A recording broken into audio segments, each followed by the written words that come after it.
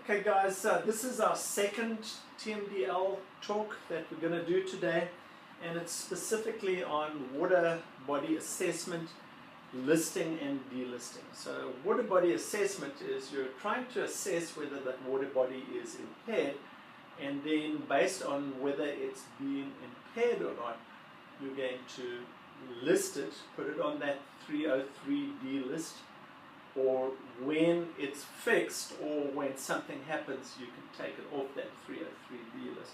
So it sounds pretty simple, you know, you get some guy in the back room compares the numbers, or some gal in the back room comparing the numbers, and okay, well this should be impaired, this shouldn't be impaired, and off you go. In theory, in practice, it becomes very, very difficult, especially kind of leading up to this.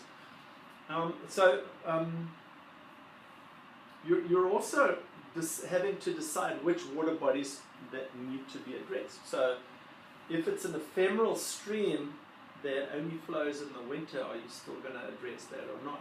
You know, so those things can also become an issue.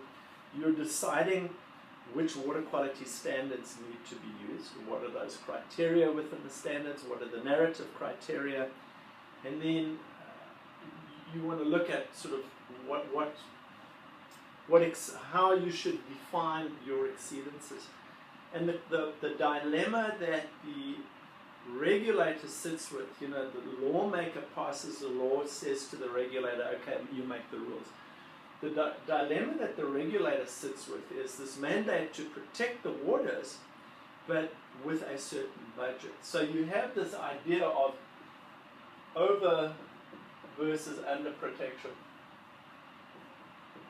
If you've ever gone to some of these public meetings, for instance, for setting criteria for E. coli bacteria, you'll notice, you've noticed from the readings that we've got some empirical data that kind of, based on the data, illnesses per 1,000 versus E. coli concentrations, or log of E. coli concentrations, is kind of a straight line. And you know, you've got 2 in 1,000 up to about like 14 in 1,000. And so in a public meeting, you're going to have people saying, oh, we want that criterion to be 6 in 1,000. And other people say, no, it needs to be 10 in 1,000. And other people say, no, it needs to be 14 in 1,000. In reality, I'm not sure if those arguments are really substantive, because, for example, if we're trying to apply this to a stream in South Carolina based on data that were taken in ponds or lakes in the Midwest, I can't see how that translates. So all of this backing and forthing is quite tough. And what I've seen often is the arguments for much lower illnesses per 1,000. Often it means that in even pristine streams, we've seen much higher incidences of E. coli. So what are you going to do? You're going to go into that water body with chlorine, and you're going to throw chlorine in. That's going to fix the problem, right? At least it's going to fix up the E. coli problem, but you're going to cause all other sorts of problems. So you've got to kind of start looking at, well, what's the contribution from wildlife? What's the contribution from other things before you get to, you know, the contributions from humans and domesticated animals as well. Okay, so it's about over versus under protection. Overprotection, you run into a cost that is directly accrued to the protection agency, which they won't be able to make because they're limited by budget. On the other hand, in underprotection, you run into a burden placed on society where people get sick and you know, people die and things like that. And that's on the other side of it. And sometimes the underprotection, we know a little bit less about what those burdens on society are placed to. So in a place like the United States, there's this lively debate going back and forth. You know, you've got the conservative, the sort of slash and burn people versus the tree huggers, and they're going at each other. But that's part of lively debate in a society like ours. I tend to well, I won't tell you where I stand on that at this stage. But needless to say, this process again often revolves around money, but often, especially in things like public meetings and debates, if you go to one of them, you will often see that people have an agenda that goes beyond just that thing, and often make unreasonable expectations of the regulators. And if you become a regulator or you meet with a regulator, you'll be able to see, well, they have few resources, very little discretionary money often, and have very little wiggle room and get hammered from both sides. So when we talk about ambient monitoring, and the book, the NRC book, talks about weaning some of the regulators from these kind of TMDL type, not TMDL, NPDES type mentalities. You know, for them, you were measured by how many NPDES permits you produced and put together and reduced and things like that. In TMDLs, it's a little bit different. You can do a TMDL plan, but just because you do a TMDL plan doesn't mean that it's being implemented. For instance, you know, when you're determining designated uses, you know, if a stream, you know, if no one fishes in that river, or if no one fishes or swims in a river, should you still apply the primary contact use for it? And in South Carolina, we usually are overprotective, and we usually say, okay, well, we're going to use the primary contact criteria. Okay, so when you're monitoring, you're looking at what criteria do you want to look at, or what, you know, what indicators do you want to look at? Well, for something like aquatic habitat, ideally you'd like to go out and see, well, in aquatic habitat, you're really trying to protect, you know, your fish population, for instance. So going out and measuring, you're trying to get a census of population. You can't go knock on the doors of each fish and say, well, how many people are in your family and stuff like that. You can't do a census of the fish population. You can go out and do some sampling, you know, of streams, and you know, you do the shock treatment, and the fish come up and lay belly up, and you count them, and you count the number of species. So you can do that kind of thing in terms of trying to look at what the effects are on your population, that maybe your indicated population of fish or maybe birds or something like that. But again, it's that kind of measurement is not easy. It's something that sort of requires a lot of research. So while your ultimate goal is to protect your aquatic population, your aquatic species, getting that data might be difficult. Getting benthic invertebrate data might be a little bit more easy, but benthic invertebrate populations are going to differ by geographic location. So what might be good for one location might be not very good for another location.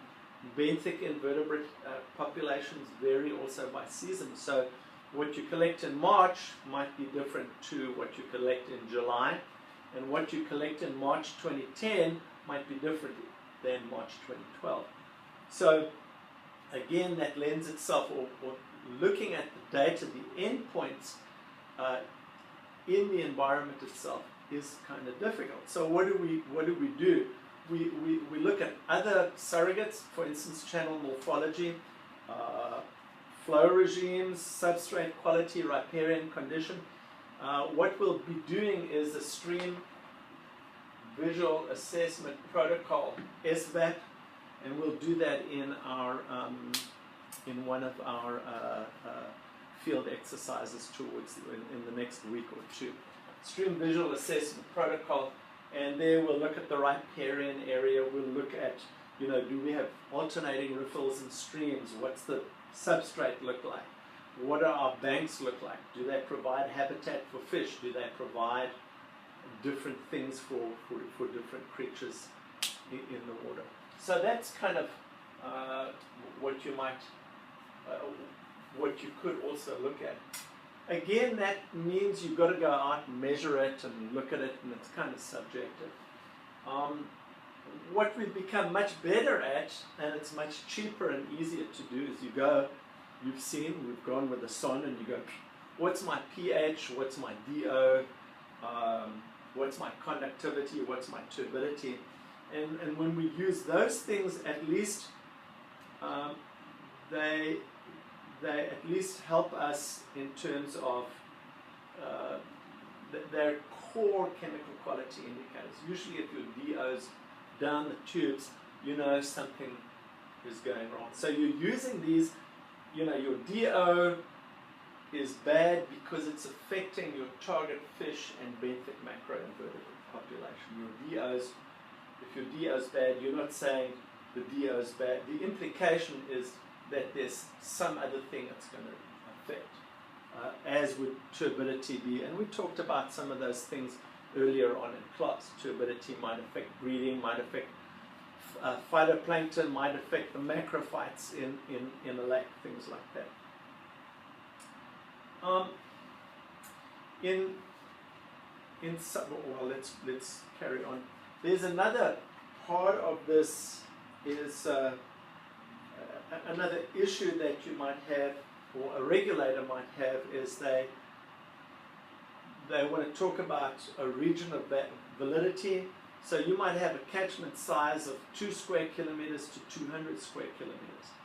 A 200 square kilometer catchment size is going to be very difficult to really implement any kind of TMDL. Trust me, I've seen it happen, and it's not that effective. A 2 kilometer square catchment, you might be able to do it, but imagine how many of those 2 square kilometer catchment areas you might have to fix, and it becomes a real problem.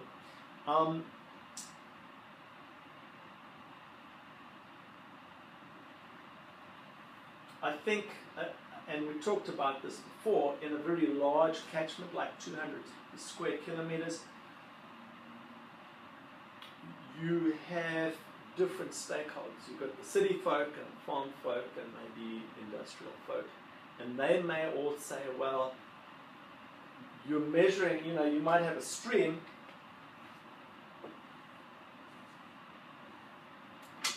and you've got a city over here, you've got a big farm here, you might have a factory there, you've got another farm, you've got another farm, and maybe up here you've got a little town or something like that.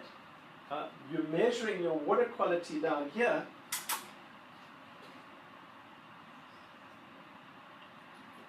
and based on your water quality, your ambient water quality measurements that you're taking over time, this is a SCDHEC, you know, through Storette, SCDHEC water quality monitoring station.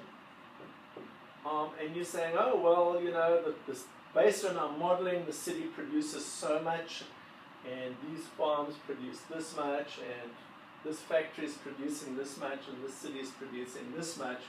And we're accounting for the decay of each one of these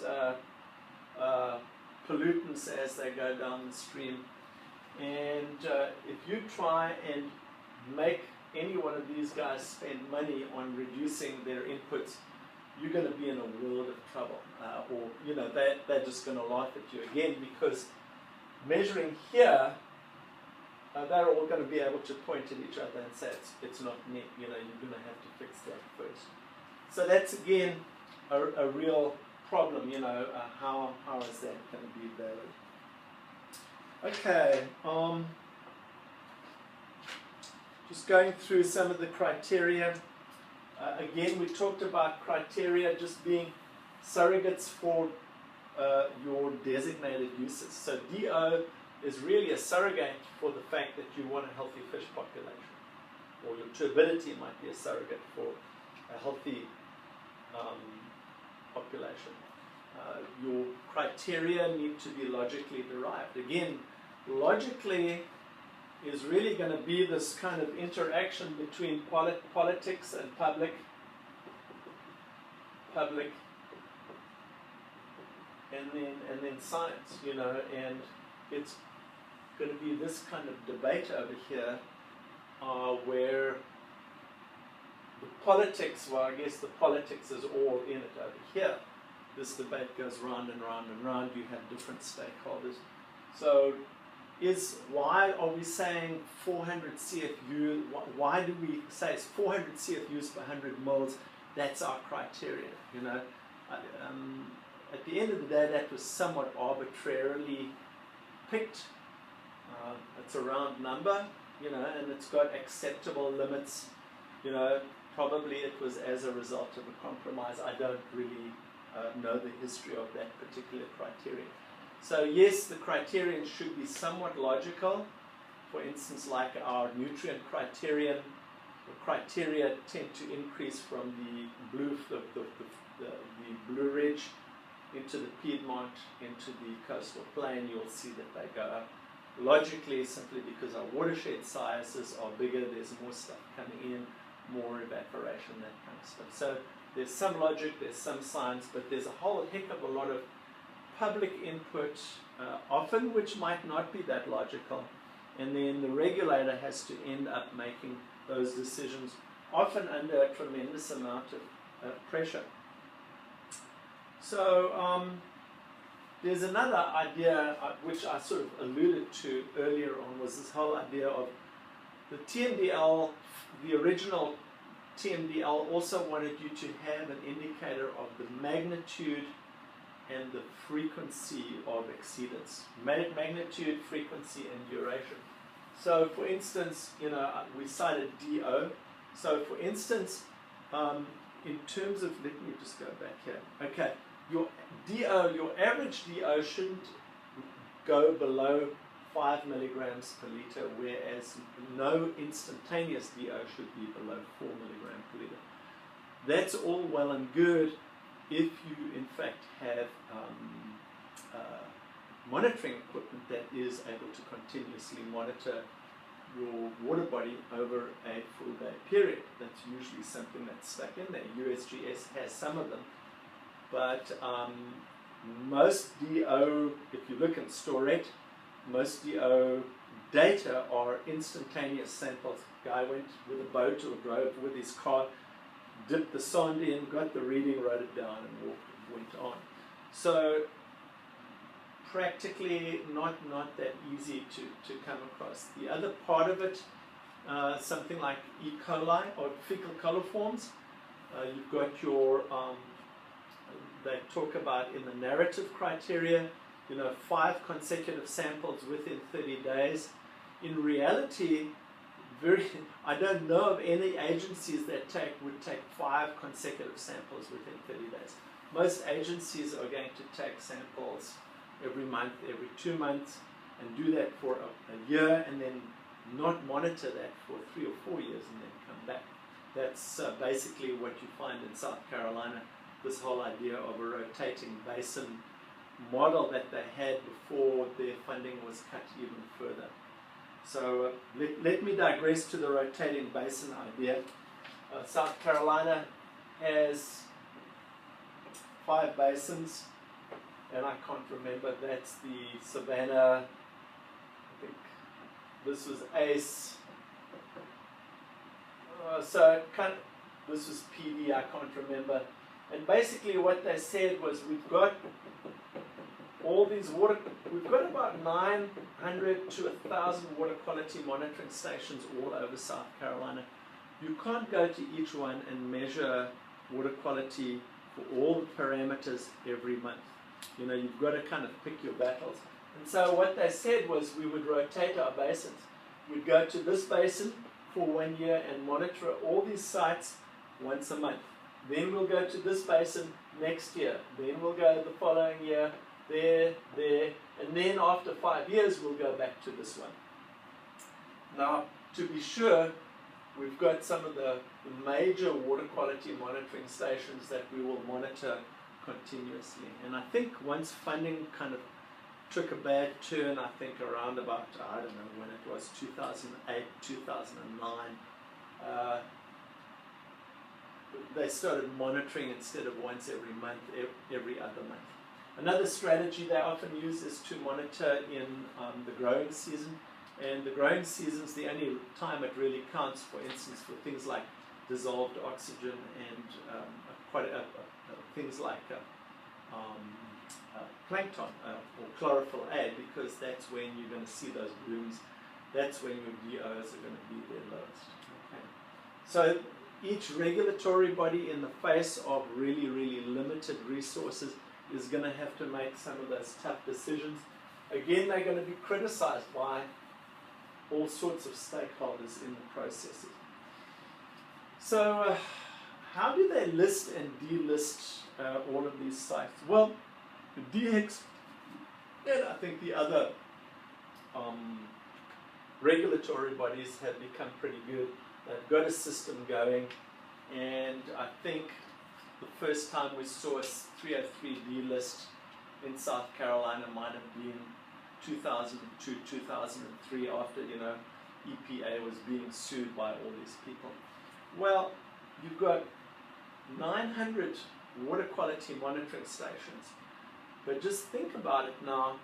One stream may be impaired for DO, fecal coliform, turbidity, pH, all sorts of things at one time. And so, you know, you could end up with a massive number of TMDLs, more than 900 if you weren't careful. So you've got 900 sites all over the state, and what we saw at that stage was that they felt the fecal coliform, the bacterial data that they had, they were fairly confident of it.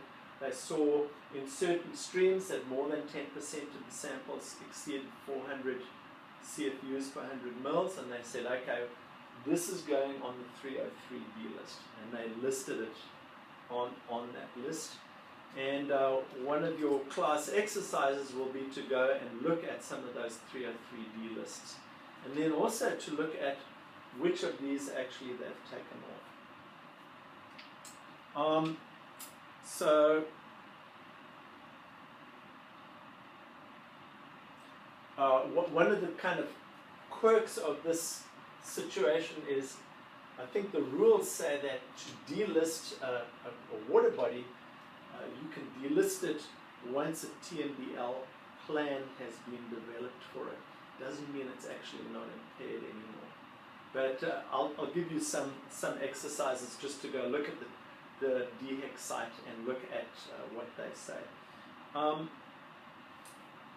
The process of actually listing and delisting itself is also kind of politically fraught. Last year, 2012, I gave my class the 2012 preliminary TMDL, SCDHEC TMDL list to look at.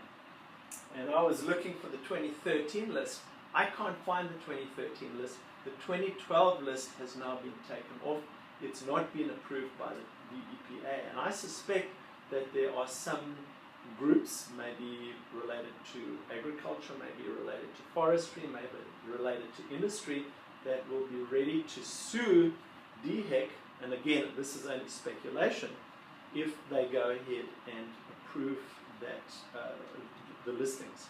So again, you know, you've got all of these interested parties who may have a vested interest in not having a particular stream listed as a 303D, on the 303D list, because it might have some sort of implication on them.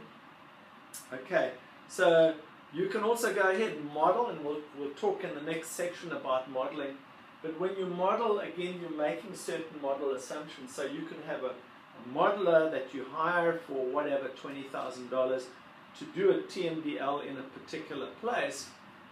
But if that modeler, if you went to court, you could have another modeler, you know, advise opposing counsel, you know, ask him what assumption, or ask her what assumptions she was making. You know, we saw this, why was this so, you know, and you could poke holes in that, and you could make your any person, no matter how brilliant the model, you could probably make them look a fool. So again, assessment, listing, delisting. There might be people that say, no, you can't delist. That you can't take it off the 303 delist. Because maybe the 303 delist might indicate a priority for funding for specific best management practices. So other people might have a vested interest in keeping it on the list. Again, it becomes a lot more political, and science can only take it so far. Our next section will look at modeling, and this will be fairly quick. I'll take you through that, and then finally, well, what I'll also do is kind of take you through the Bush River TMDL as well. It's not that much, but it's an example of sort of how much work went into those TMDLs in 2001. The amount of work that goes into them now, I don't think that as far as I know, you've got these consulting companies turning them out basically like cookie cutters, and as far as I'm concerned, they're not worth the paper they were written on. But that's another story. Okay, so next talk in a few minutes, or at least next video, is going to be on models and modeling in the TMDL context.